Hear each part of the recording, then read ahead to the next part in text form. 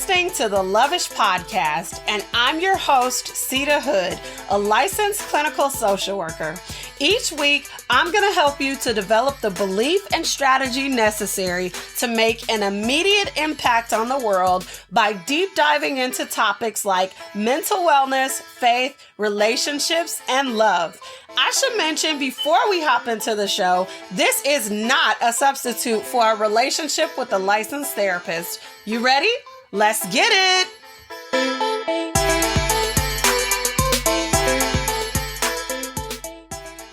Welcome back for another episode of the Loveish Podcast. It is me, your host, Seida Hood. I am super excited to be back with you for another episode of the podcast, episode 35.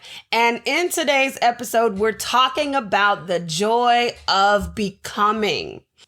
As you know, I am a licensed therapist by trade. However, in the recent years, my platform has expanded, allowing me to create deeper impact with more people. And one of the ways that I do that is through my Confident Bae curriculum. For the month of March, we were talking about healing, and I took you through the stages of the Confident Bae curriculum and the stages of evolution or the stages of becoming. And now I kind of want to hone in on the joy of becoming, because as we are in that process of becoming, it can feel very lonely. It can feel very discouraging if we are being honest. And so I just want to point out to you some parts of your journey that you might be missing if you happen to be in the becoming stage. Just as a really quick recap, the Confident Bae curriculum or the stages of evolution are becoming, affirmed, and empowered. So in the becoming stage, there are actually two phases of becoming. The first phase of becoming is when life is just happening all around you and you're not really aware. And then the second stage is when you're kind of fed up by life, but you are aware that you're in the becoming process. You want to get better. You want to do better. You're striving to do better.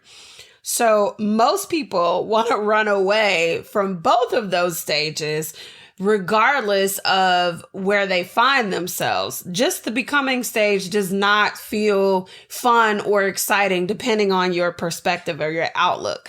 Now, when I talk to a lot of clients inside the therapy chair or in my group intensives, one of the things that they always say is they talk about how hard it is to be in this stage. And they look at me like I'm crazy when I say, I see beauty in this stage. When they tell me their stories, when they're pouring out their hearts, when we're in the group intensive and they're working through all the different activities that highlight things for them, it is challenging. I'm not going to lie to you. It's challenging. And so as they're working through these things, and they're sharing, and I'm saying, I see something beautiful on the other side of this. They're always like, Seida, what? Girl, what are you talking about?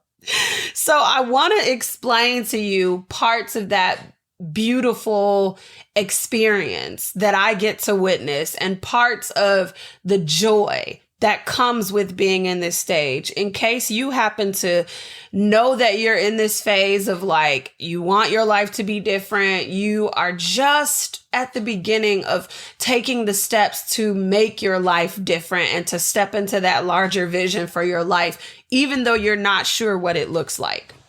The first aspect that I want to highlight about the joy of becoming is the freedom to make mistakes. Yes. I don't know if people really realize how powerful it can be to give someone permission to be themselves. Like, if you think about it, have you ever been in an environment where you've had to hold yourself together, and the harder that you tried to hold yourself together, the more parts of you started toppling out? So that can be personality wise in terms of like, don't snort so loud when you laugh, or don't do this. Or if you're in a meeting and you're trying to hold in your laugh to begin with, like, it becomes harder and harder the more you try to suppress that part of you.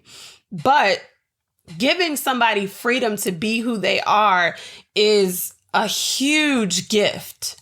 Take, for example, young Isabella from Encanto. Now, I know I keep going to Encanto, and it's because I have kids. I've watched the movie 50 million times, but also because I believe that there's so many gems in this movie. Like, I know when Clubhouse first came out, there was a bunch of people like, "Ooh, you dropping gems, they dropping gems." But when I tell you that this Disney movie has more gems than probably a lot of these gurus that were on Clubhouse, I want you to believe me. So if you have not seen Encanto, I'm telling you to go to Disney right now and watch Encanto.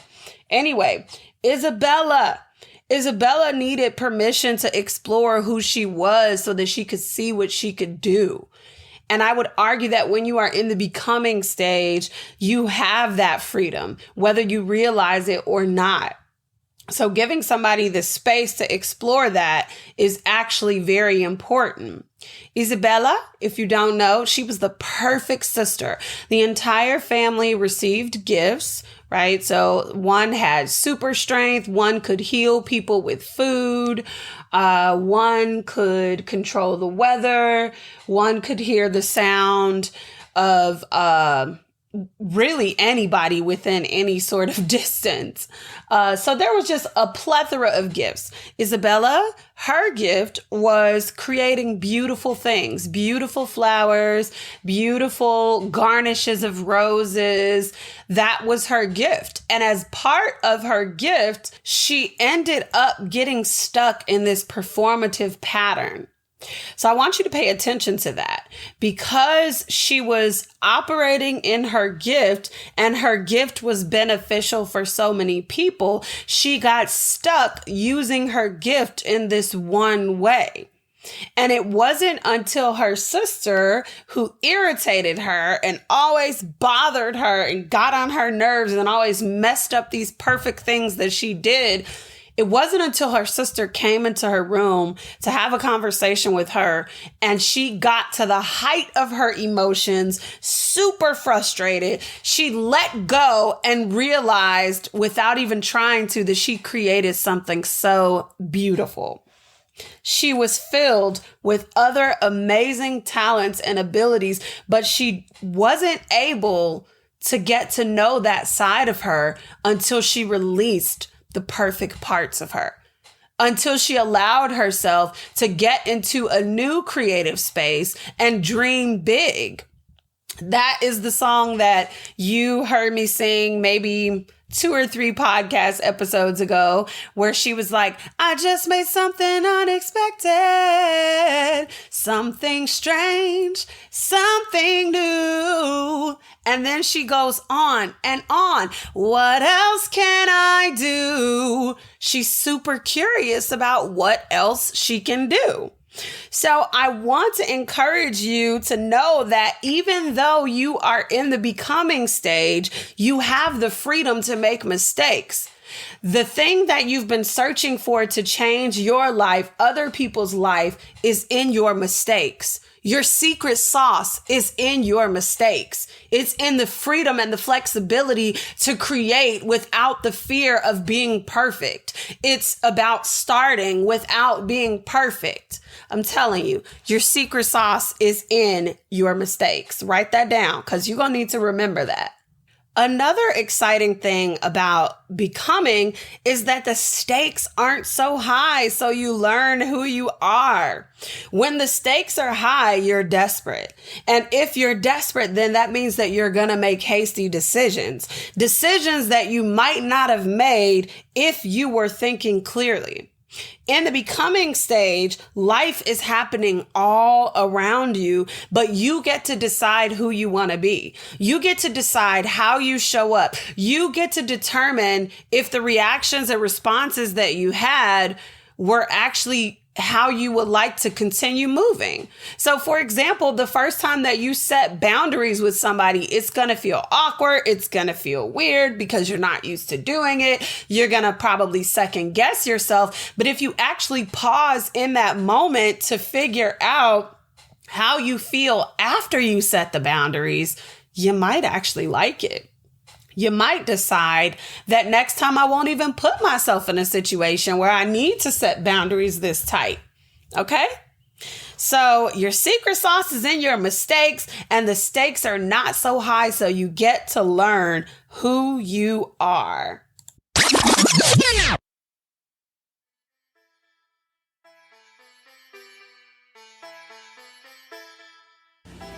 I believe that every woman is handcrafted to make a unique impact on the world. I believe that women are born with their purpose deeply rooted inside of them. They only need to unlock it. I see you today. I see you waiting for other people to tell you what your life's purpose is and how to get there. I see you walking around feeling utterly exhausted and drained from supporting everyone around you. You have literally achieved so much, but you never stop to celebrate because it just doesn't feel like enough. You don't even tell people that you're walking around struggling to exist. What if you could unlock not only your life purpose, but the strategy to help you walk boldly into your next season? Would you be brave enough to take the leap?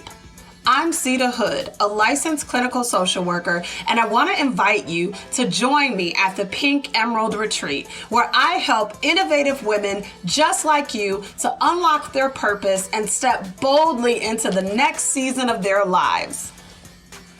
At this intimate weekend retreat, you're going to learn how to speak with authority, to show up boldly in any environment, to walk more confidently, embracing your God-given identity, to develop life strategies that keep you productive in any season of life. We're talking big picture and day-to-day life here, and so much more. Not to mention, you will have a private room complete with a soaker tub and other amazing amenities, discounted services at the on-site spa, and access to nearby attractions in one of the most prominent suburbs of Illinois. Ready to book your luxury stay? Register now at thepinkemerald.com/retreat or click the link in the show notes.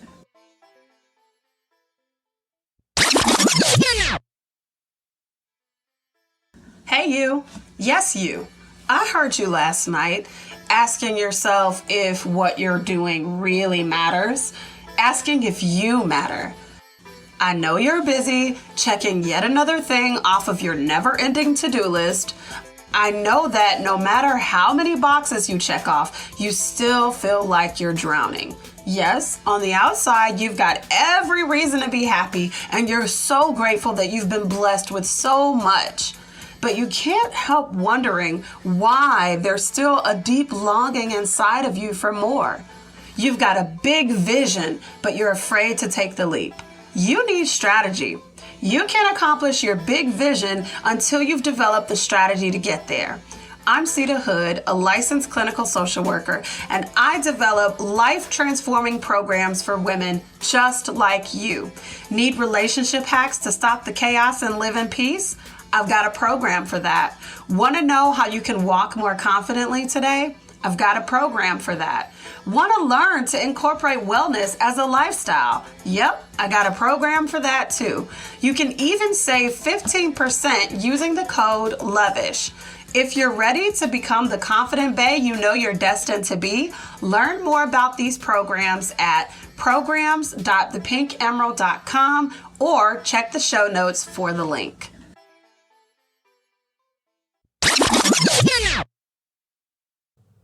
Welcome back. In addition to saving 15%, I've also got a code for you. You're going to use the code JOY, J-O-Y, JOY, to grab your freebie, 34 ways to practice self-love. And I want you to download that freebie. I think it's about 4 worksheets, 4 ideas, suggestions, things that you can implement today so that you can practice better habits loving on yourself. Because I know self-love, self-care, wellness, all of that stuff is totally watered down right now, especially since we're in a pandemic. So you might feel like, well, what am I to do if I'm not reading a book or taking a bath? These suggestions go beyond that and then help you kind of create an ideal schedule for your wellness. So check that out. The link is going to be in the show notes. And again, the code for that freebie is going to be JOY, joy. All right, let's get back to this. Another beautiful part about becoming is learning what truly makes you joyful. And that's why I'm giving you guys that freebie today, because I want you to really learn who you are. I want you to know who you are so that you can communicate it to people around you. Our communication is so much better when we understand how we feel, what we think. When you feel like you're at the bottom of the barrel and you have to make tough choices, you really find out what you're made of. You find out how to trim the fat and go for only what you need. So when you're in that process of becoming, it can feel like you're at the bottom of the barrel and you have to trim the fat, whether that fat be certain relationships that are maybe not the healthiest for you, not completely toxic, but also not doing what they should do and cultivating what they should cultivate within you. So you have to make those tough choices. You also find out what you're committed to. If you've overcommitted yourself, you're going to feel stressed. And when you're in this stage, you have the beauty of being like, okay, I know that I can only manage 3 big work projects per quarter. If I take on any more projects with work in that one quarter, I'm going to be overwhelmed. I'm going to be stressed out. Can't do it. You also learn what systems work for you and what systems do not work for you. Part of what I teach people when I work with them in the programs is don't get super attached to your schedule when you're just starting off. Don't get super attached to your wellness plans when you're just starting off. Don't get super attached to your self-care plans, to your life plans. Just kind of be flexible in certain areas. Yes, there are some things that have to absolutely happen, but there are a ton of different things that impact your decisions. For example, if you are a mother, if you are a wife, if you are taking care of a sick family member, if you just got laid off your job and now your finances are low. There are a ton of things that contribute to how you lay out your plan. And so many times we feel discouraged when you create a plan and your plan falls through, but you're not really taking into account the outside influences that got you to where you are. So you learn how to figure out exactly what you need and what you don't need, what you're committed to and what you're not committed to, what you will accept and what you won't accept. And you get to find out what makes you happy. That is so important, because what made you happy several years ago is not going to be the same thing that makes you happy today, depending on where you are in life. I had a couple do an assessment on their love languages, and they had taken, I think, the love languages quiz probably 4 years prior to, and one of the people in the relationship said, "Oh, wow, I thought that you would still be the same. Your love language would still be the same as it was 4 years ago. But as you evolve and grow as a person, perhaps your needs do as well. Perhaps your desires do as well." And I'm saying perhaps because there are some core things that I feel like we need as human beings, that you need, that I need. And those core desires and those core needs do not necessarily change, but how we are supported, how those needs are met may shift and change depending on the season of our life. So I want you to be aware of that, to be mindful of that there is beauty in learning what makes you joyful. Sometimes when things fall apart, when you make those mistakes, you're so focused on the fact that the thing didn't work that you're missing the part that's beautiful, that this is a nice beginning, that this is a clean slate, that you get to dream big all over again. And that's part of what I don't want you to miss in this episode. That's the biggest part, the biggest joy of becoming, the beauty of starting fresh.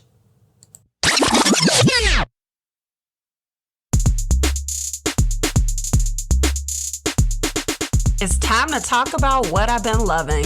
product recommendations, shout outs to family and friends, and overall gratitude. Let's get into it. Welcome back to the part of the show where I share my general gratitude for the things that I am loving in life. This week, something that brings me true joy is my new evening routine.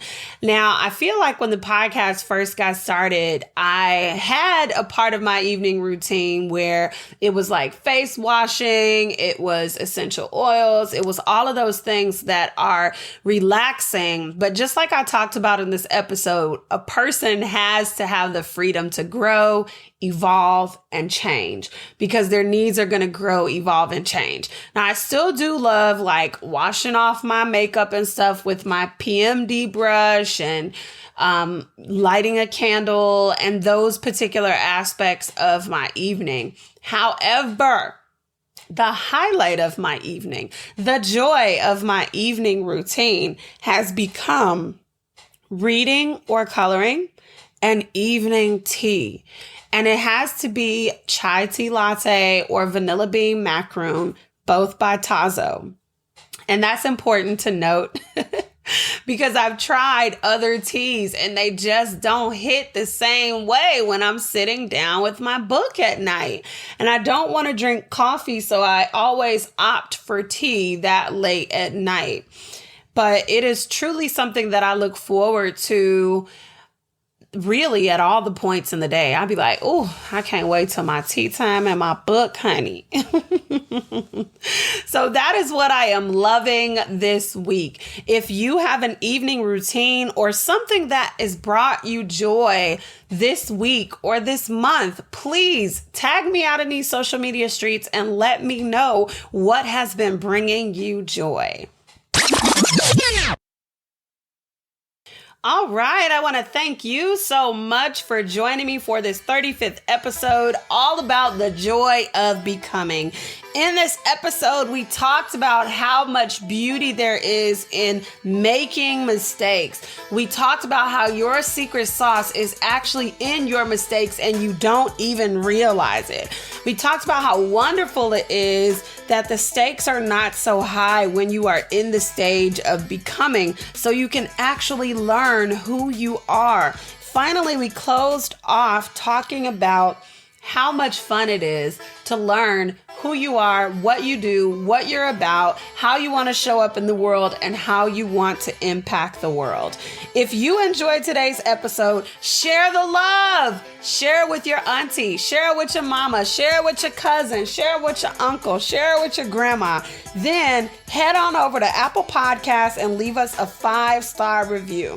Well, that is all I have for you this week, love. I'll see you out in these social media streets.